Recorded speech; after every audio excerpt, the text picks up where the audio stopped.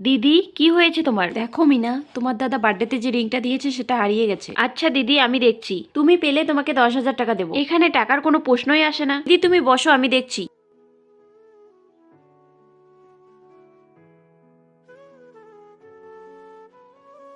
পেয়ে গেছো তুমি রিং?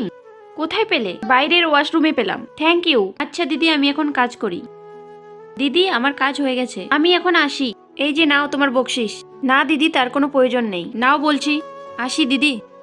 এটা কি হলো? তুমি নকলি একটা রিং এর জন্য মিনাকে 10,000 টাকা দিলে কেন? আসলে মিনাকে ফোনে কথা বলতে শুনলাম। দেখো শোনা, এখনো তো মাস শেষ হয়নি, সামনে রমজান মাস, সবার টাকার দরকার। এই সময় 10,000 টাকা কিভাবে দিতে পারবে? তবু আমি চেষ্টা করছি, কলেজের ফিস তো দিতেই লাগবে।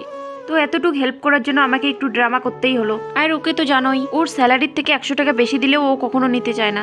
খুব ভালো করেছো তুমি, না হলে ওকে অনেক সমস্যায় পড়তে হতো। বন্ধুরা, ভিডিওটি ভালো লাগলে একটি লাইক দিয়ে চ্যানেলটিকে সাবস্ক্রাইব করে দিন।